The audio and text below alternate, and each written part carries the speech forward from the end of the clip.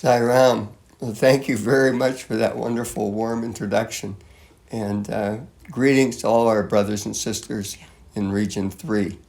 Our pranams at the lotus feet of beloved Bhagavan. And I think we would like to start with Ganesh Bhajan, if we could. So I'm going to ask Barbara to take that on. Again, our loving pranams at the lotus feet of our beloved Sri Sathya Sai Baba, who is all in all. Gajavadana, Gananata, Gajavadana, Dinanata.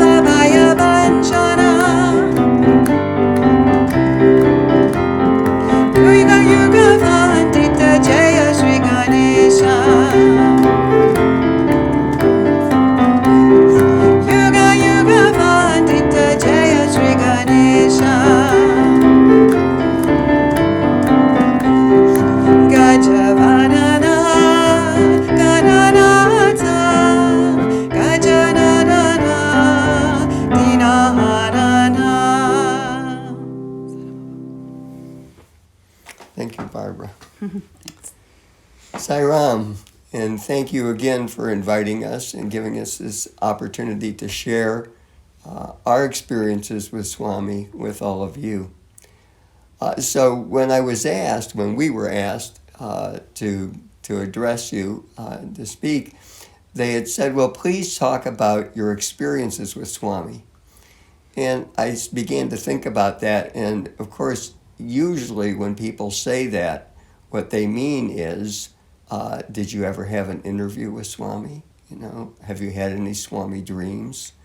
And that's what people usually want to hear. And in fact, we were blessed with one interview with Swami back in 2003. But that's really not what I want to talk about now. And I think the main reason for that is because the experiences that we've had with Swami and from Swami since then have been, in a sense, almost more meaningful than that. They've kind of been a continuation of that. And so to give you a little bit of background on this, it took me a while. It was after that interview that we had, and Swami blessed a ring that I was wearing and that I still wear. And it created a miracle. But that miracle was such that I thought about it for a long time, for years, really. And it was only recently that I think I've come to a fuller understanding of what that was all about. And what I realized was that the miracle didn't start when we were there in the interview room. It had started when I was 12 years old, when I first entered the seminary. And it continued in various points in my life as I look back to see all of those. that then culminated at that moment in the interview room with this change in the physical substance of this ring, but then has continued on in the transformation of me as a devotee. And so that's really what I think I'd like to talk about today, and I hope you'll bear with me on that. So I'm going to start with, really it was about 8 years ago or so that I had heard the prayer that's often called, the Swami's daily prayer. A lot of people refer to it that way. And I tried to recite it. Somebody said, "Do you know it by heart?" And I said, "I think I do." And I stumbled through it and got it wrong. And then I thought, no, that's not right. I need to learn more about this. So I went and found it, and I read it over, and then, but I didn't really understand it. So at a certain point, Swami just kind of got me up early in the morning. I would wake up at like 3:30, 4 o'clock in the morning, and I'd be wide awake, and I would start thinking about the prayer. And so I would say it over and over again to myself, and I'd say it very slowly. Say it now. And yes, I'll do that. So the prayer that I'm referring to, I'm sure all of you are familiar with it. "O Lord, take my love and let it flow in fullness of devotion to Thee. O Lord, take my hands and let them work incessantly for Thee. O Lord, take my soul and let it be merged in one with Thee. O Lord, take my mind and thoughts and let them be in tune with Thee. O Lord, take my everything and let me be an instrument to work."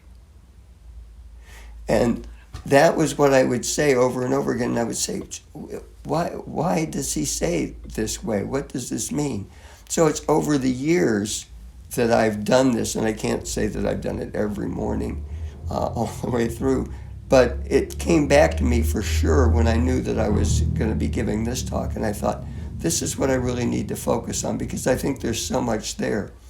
And what I've realized is that just every word in that prayer is important.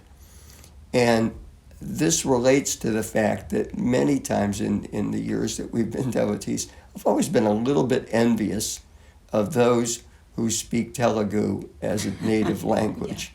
That's that's what they grew up with. And I think it must be so wonderful to hear all of Swami's discourses and everything, and every nuance of everything that he says, you understand.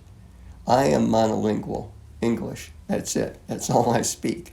So there's no meaning in everything that Swami says, only the translations, and as I understand it from those who do know, they don't quite cover it. So at any rate, I started to, when I did some researches on this prayer, and I thought, I want to find it in the original version. And then I searched around and realized Swami wrote this in English. So I thought, oh, well, that's fantastic. So then I started to realize, well, why did he choose the words that he did? And right with the first two words, "O Lord," and he puts those in hash marks all the way down, and then at the end, "to Thee," or "for Thee," and using the word "Thee." And having studied in the seminary, I'm very familiar with the fact that "O Lord" is a term that was used especially in the King James Version of the Bible. And it dates back to the time of William Shakespeare. And so that's very old English. We don't use that anymore. Most Christians don't even use that. And especially "thee" as the form of "you." No one really uses that anymore. But Swami put it into the prayer.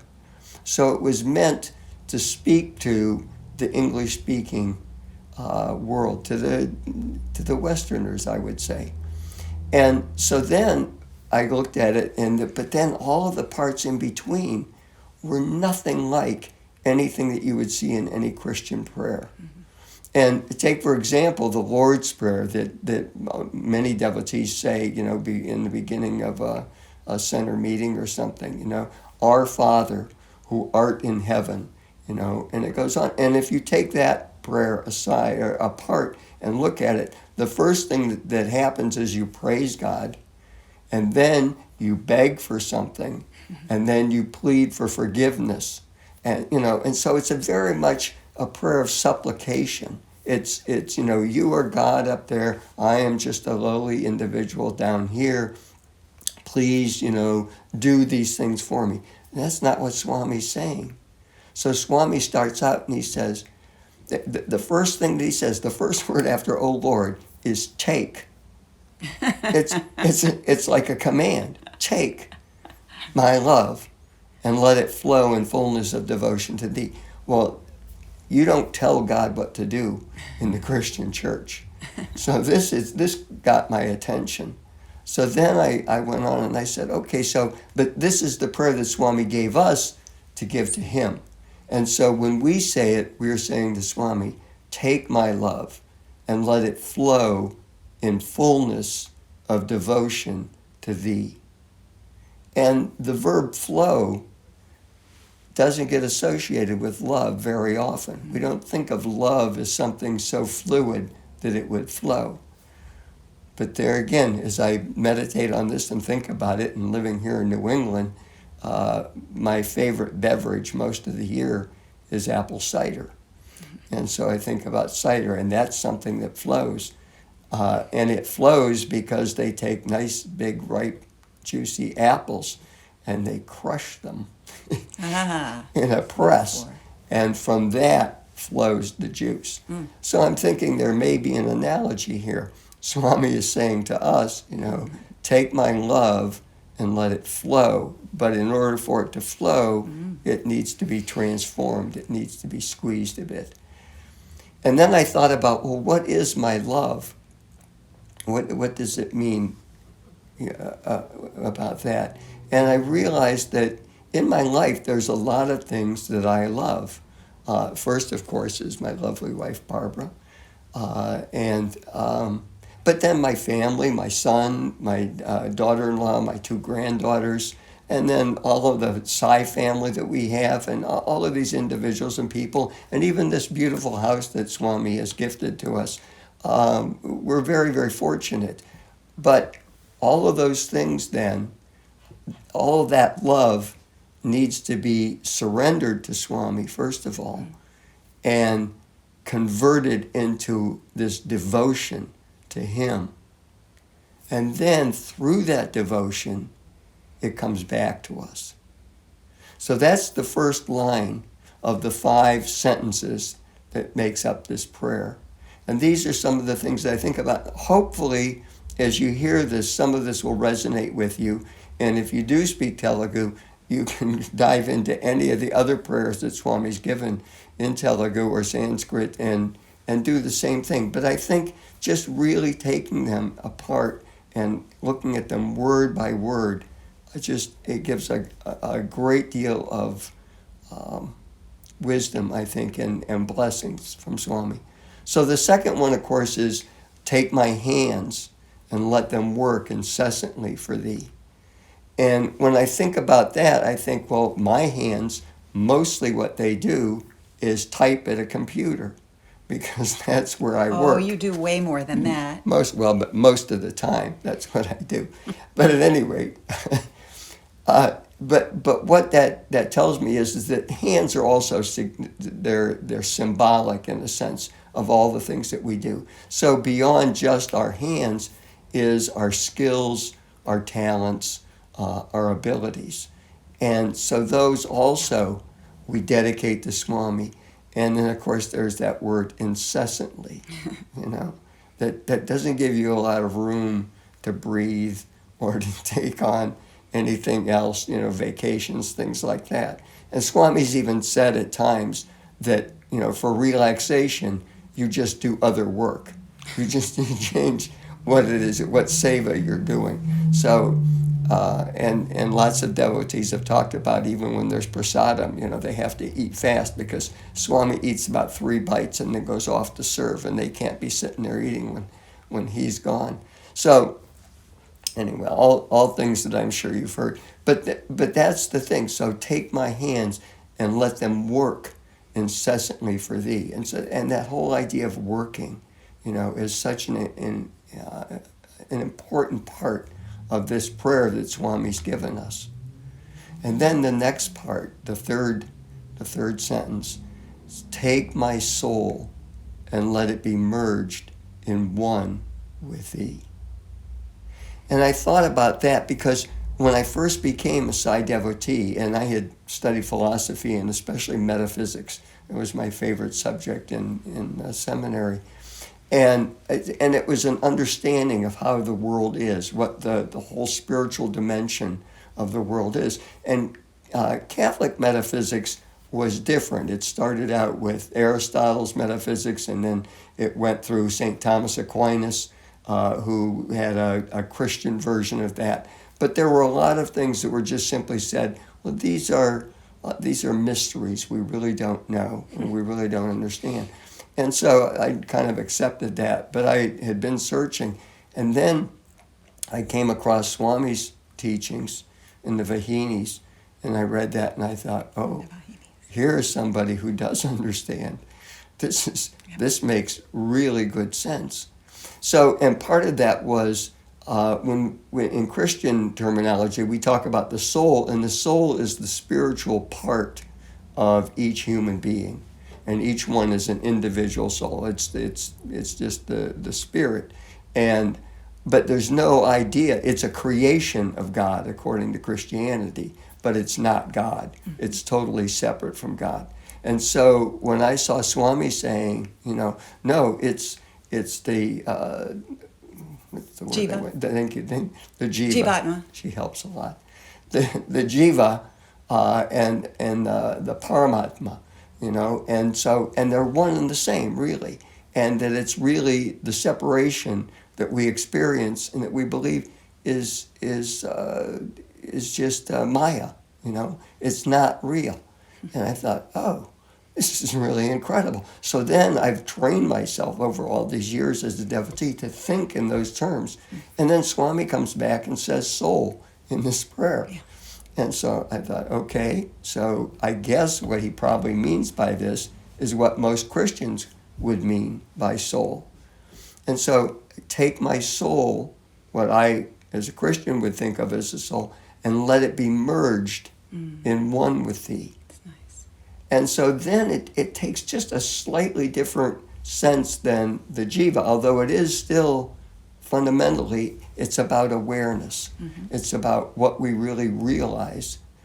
And so then that helped me to understand why it was the third sentence and not the fourth sentence. Because the fourth one, of course, is, O Lord, take my mind and thoughts and let them be in tune with thee. And when I first heard it, I thought, well, no, first you got to get your mind and thoughts together, and then you can have your soul merge. But in reality, I think what Swami is saying is that first merge your soul as best you can in me and have those moments where you really feel connected, where you really feel merged in one. But unless your mind and thoughts are clear, are totally in tune with Swami, it's not going to last. And I can tell you, I've had that experience where I've had for a minute or two, the feeling that I have merged with Swami, and it doesn't seem to last. But I keep on it. I keep working on it. I keep trying. And that's the thing that I think is why Swami put this together that way. And then, of course, there's the final sentence in this prayer. O Lord, take my everything and let me be an instrument to work. And interestingly, I still see people, and every once in a while I see it in print, to work for thee. And a good friend was also a devotee, I don't want to take credit for this, but he said, no, actually, he says that's not there because once you've have your mind and thoughts completely in tune with Swami and you are an instrument to work, then you simply are the instrument, you're no longer the doer. And I thought, oh yeah, that's right.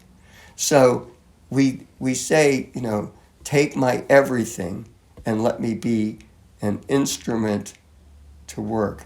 We are your instrument. We are the divine instrument. And everything that we do will be perfect because it will be done by Swami, by God.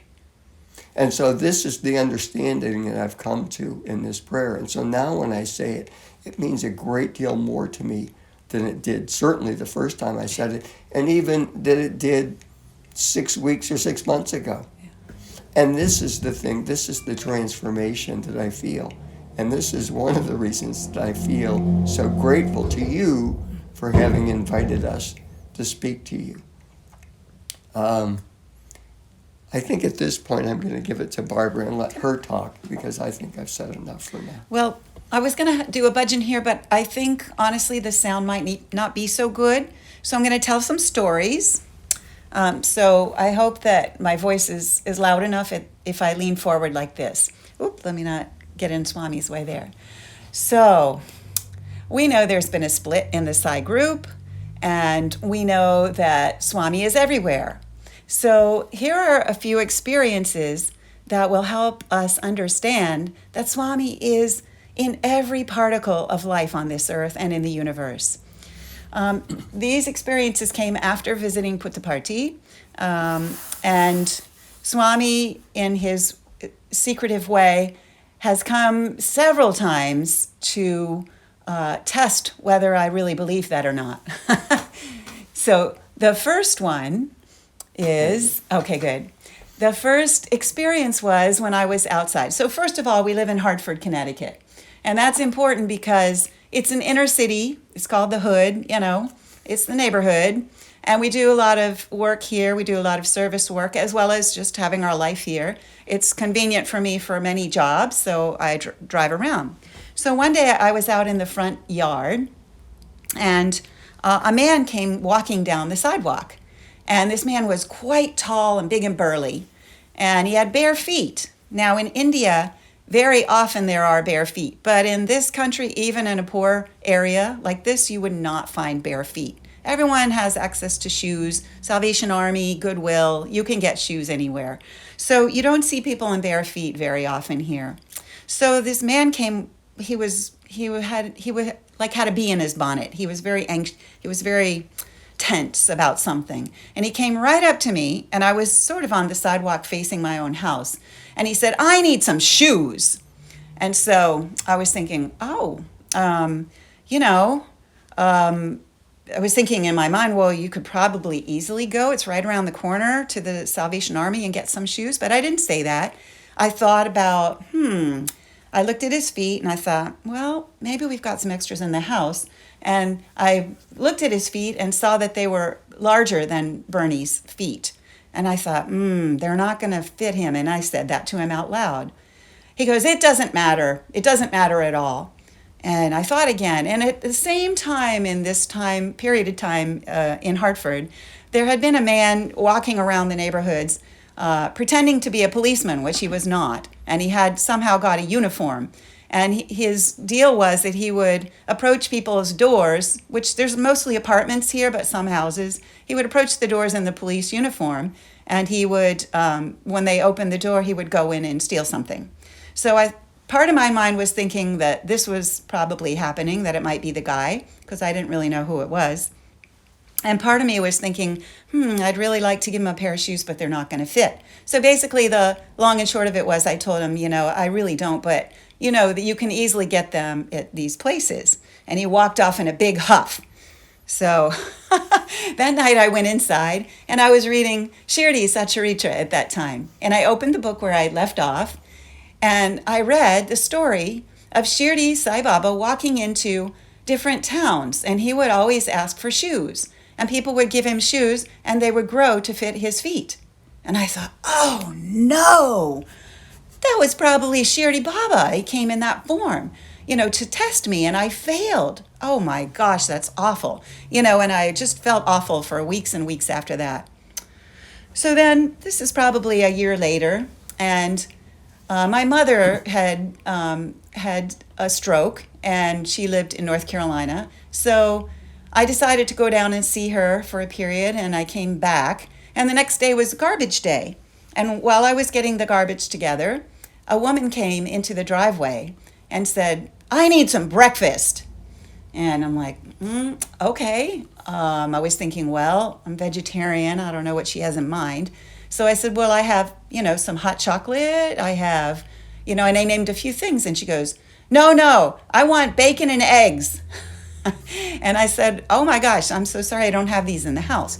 But you know where the shelters are. And I told her where a couple of the shelters were in the area.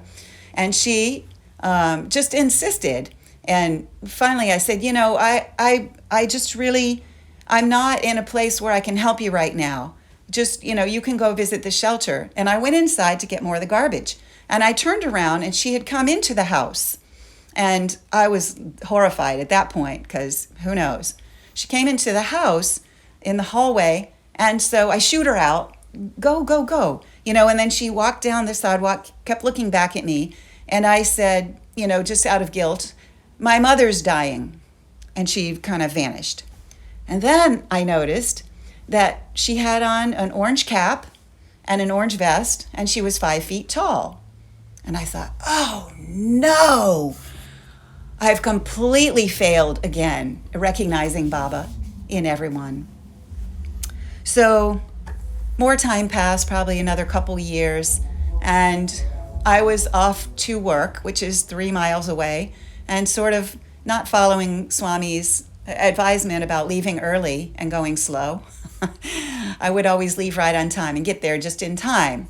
There's only 2 lights on the way. So while I was driving on the sidewalk, there was a Jamaican woman, black woman of course, and I looked at her and caught her eye. It went right through me. And then she dropped to the ground. And my monkey mind said, oh, she's probably drunk, even though it was 10 in the morning. And I went on. And in seconds, I felt awful. I stopped at a bank. There was a guard outside the bank. And I stopped and I told him there was a woman there and she probably needed some help. Could he go and help her? And he laughed in my face. And I decided to keep going to work so I would not be late. And I got there just in time. And then I felt avalanches of guilt about it. And I said, you know what? There was a woman in need of help and I really need to go back and help her right now. So I came back and of course she wasn't there. And then I'm really down on myself. Oh my gosh, Swami's given me 3 chances to recognize him. And I didn't recognize him.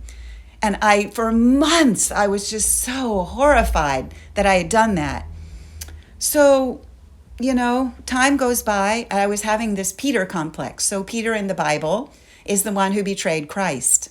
And at nighttime, I would think, oh my gosh, I've betrayed Swami. I feel awful, and I had already felt that I had betrayed Jesus at one time in my life, and that was carrying with me. I had this big burden of feeling betrayal towards God. And so we made a trip to Puttaparthi, and during that whole time, it was a 2-week visit, I was really feeling this Peter guilt, Peter syndrome. So even our friends who were there, Rajeshwari and her sister, were telling us a story about how in the ashram one time, they had put up the 12 disciples in cardboard cutouts in life-size form. And Swami had come by and pointed to Peter and said, "Peter, cheater." And she's telling me this story out of the blue. And I was like, oh my gosh, are you kidding me?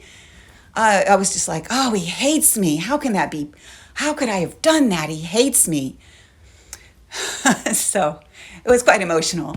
By the end of that 2-week trip, at the very last darshan, before we were to leave that day and go catch our plane, the whole thing lifted and I started singing inside my head, Shivoham, Shivoham, Shivoham, Shiva. And that just kept going through my head over and over. And the whole Peter complex had completely lifted. Swami took that karma from me, whatever it was, the whole burden. He took it. And I was really here when it happened. He took the man without the shoes. He took the burden of the lady who came in when I was putting the garbage out and only thinking of my mother. And he took the burden of the Jamaican woman who I did not help. And then a few months later, we were going to where we serve the needy and the shelter, and we had brought food, as we do. And everyone had been served, and at the end, if there's any food left over, those of us who are serving will go and eat as well, if there's food left. So there was some left, and all of our Sai devotees were eating, except for myself, because there's certain things I couldn't eat. So I was still there behind the counter. And a very tall man came in, and he came up to the the counter, and I was just putting the last. It was, just a large portion left. And I looked up at him and I said, "Would you like some food?" And he said, "Yes." So I gave him most of it. And then I looked at what was left over. I'd handed him the plate and I said, there's extra here. Would you like all of the food? He said, "Yes." And I put it on his plate and he said, "We don't waste food and we don't waste time." And I thought, oh my gosh, there's Swami again, here in Hartford, coming to us once again in a form that you don't have to go to Puttaparthi, India to see. He is everywhere, truly everywhere.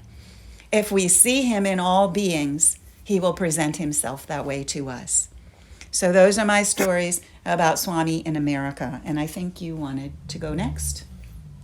Well, okay. I don't know how I can top that. But at any rate, so this whole, I guess this thing that I've been doing, we're taking things come to me, and I all of a sudden, start to pay attention to it. And I know Swami's doing it because I don't ordinarily wake up at 4 o'clock in the morning, wide awake, but I have been, and it's been pretty nice. But one of the things that happened, I was going through some of the videos and things that people send, and somebody had sent the one of Swami leading the bhajan, "Love Is My Form," and so I saw that and I thought, oh, that's kind of neat, I like that, and then so I started to think about it while he was singing it, and I thought, oh, this is in English. This is for me. And I'm not sure. I'd love to find out when that video was made and when he sang that. I suspect it might have been at Christmas, but he was wearing an orange robe. He wasn't wearing a white one at the time. But at any rate, if anybody knows, let me know. But I listened to it, and all of a sudden it occurred to me, this is how Swami works. So he's saying, "Love is my form, truth is my breath. Mm-hmm. Bliss is my food," And we sit there and nod our heads, "Yes, Swami, that is all of this." And then the people were all singing it back to him, and then I joined in. And I'm singing, "Love is my form, truth is my breath, bliss is my food." Oh, okay. And so then we go on with it, and I even have it printed out here because I don't trust my memory. My memory's not my greatest. "My life is my message. Expansion is my life." And I thought about that, and I thought, yeah, well, we know that our life is our message, and our life is our message as well. Expansion is our life. Mm-hmm. And somehow those words struck me as especially significant now, given everything that we've been through, the coronavirus, all of the issues that we're dealing with. And then he says, "No reason for love, no season for love, no birth, no death." And I thought, that's profound. That's really amazing. But the beauty of it all is I'm listening to him say this and I'm thinking these thoughts, is the melody that he's using. And I'm starting to think, this sounds like a child's, almost like a nursery rhyme or something. It's just so sing-songy. And then I thought, what other songs has Swami written? And then I thought about, Manasa Bhajare, right? And I thought about the melody to that. And that's very much a bhajan melody. This is not at all Indian in sound. Mm-hmm. And so I was telling Barbara about that,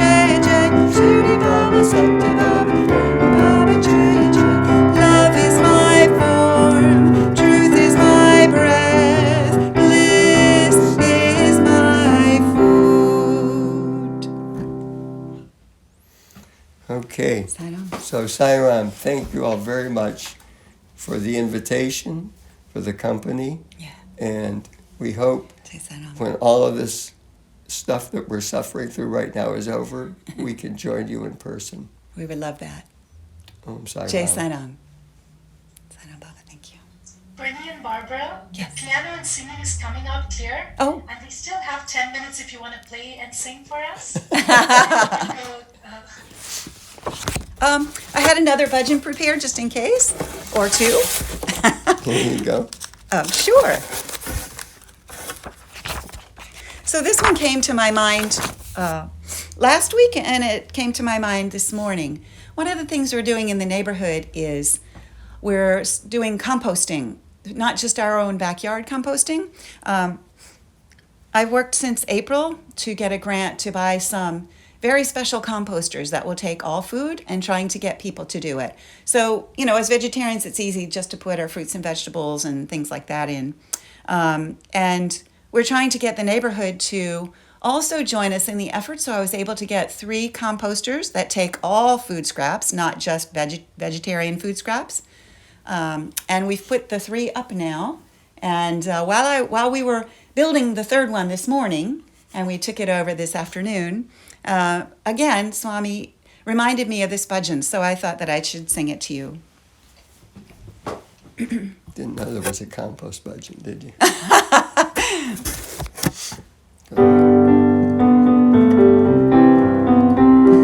Ram Ram Bhajamana Hare Hare Bhajamana Hare Hare Ram Ram Bhajamana Hare Hare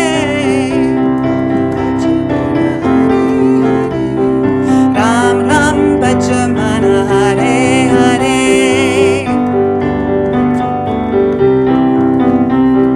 Raghupati Raja Ram Ram Raghupati Raja Ram Ram Patita Bhavana Sitaram Sitaram Patita Bhavana Sitaram Patita Bhavana Sitaram Sai Ram Sai Ram Hare Hare Sai Ram Hare Hare Sai Ram Hare Hare Ram Ram Bhajamana Hare Hare Ram Bhajamana Hare Hare Ram Ram Bhajamana Hare Hare Bhajamana Hare Hare Ram Ram Bhajamana Hare Hare Ram Bhajamana Hare Raghupati Raja Ram Ram Raghupati Raja Ram Ram Patita Bhavana Sitaram Patita Bhavana Sitaram Sai Ram Hare Hare Sai Ram Hare Hare Sai Ram Hare Hare Sai Ram Hare Hare Ram Ram Bhajamana Hare Hare. Can I tell you another short story? Sure you can. Okay. This one was in the dead of winter when there had been a lot of snow. And one thing that we have in the neighborhood is the plows coming around after you've shoveled, and they put all the snow back on the sidewalk, which is a homeowner's responsibility. So this plow had come by, and it was after work, and I play for some choirs, so it was 11 o'clock at night, and I was out there, and I saw the big boulder. So the boulder was in front of the driveway because the plow had come by after we shoveled. So it was really huge. It was 3 feet tall, maybe more, and I knew it was all made of ice. And so I was hacking at it, and pretty frustrated and grumbling. And all of a sudden, some guy comes down the street, And he says, "Can I help you?" And I said, "Well, yeah, sure." And I was not feeling my best, but he helped me. And at the end, and he was black, so that made a difference. That for later in the story. So he was helping me, and we got the whole thing broken down. I was still feeling kind of grumpy because of the way, that the plow comes by and does that. And so I asked him his name. Tyrone was his name. And I said, "Well, where are you? Because you're just walking down the street. Nobody else is out here at all. And where's your home?" He said, "It's New Britain." It was probably a 25-minute drive from there. And I said, "Well, how are you going to get there?" And he says, I'll get there. I'll find my way." And so he took off his glove to shake my hand. And I had a sense that he was doing it because he wanted to test whether I felt safe with him or not. And I was so tired from the day that I didn't. I just put my gloved hand out and shook his hand. And then he took off and he went down the street, and he sort of just vanished down the street. Of course, later I felt awful about myself that I didn't meet his hope that I would go skin to skin on the hand. And I had to look deep inside myself because of that, and see, wow, did I really still have a little bit of prejudice in there? And I did, and I really have worked hard on that. It was a combination. Swami always comes to us when we're at our worst. And that's when the tests are given. He doesn't come to us when we're, all polished and everything's great. He comes to us when we're at our worst to see what our threshold is. And I was able to find my own threshold there and say, yes, there's a little bit left that I didn't want to take off my glove. Well, it was cold too, yeah. That was my excuse. It was cold and I wanted to leave my glove on. But I learned so much from that, I have more trust now in people everywhere. And because once I know that they're Swami and I qualify them as Swami, then I can say, "You are Swami, you are God." And one more very short one, because we have 2 minutes left. And that is at the same place where we do the feedings. One time we had all finished and we came out, and there was a man, he was facing the other way, and he had really gorgeous red pants on. And I was like, wow, those are immaculate pants. I think it's Swami. And I walked around and I greeted him, and he didn't say very much. He seemed like he might have been Swami. And he said, I didn't say anything to him except hello, and then we walked a few steps more, and he said, "God bless you." And I turned around and I said, "God bless you too. You are God." And then we walked away. So you never know how he's going to show up. And you can always tell by the energy and the vibration around. Or, in a second thought, when you look back and say, that could have been Swami. So we want to preempt that and say, yeah, this is Swami right up front, and not have to go through all those guilt trips. Anyway, I've laid bare my soul. My weaknesses, my vulnerabilities, and how I have to work on myself so much, as we all do. But Swami can appear anyway, anywhere, and he does. Jai Sai Sai Ram. Ram.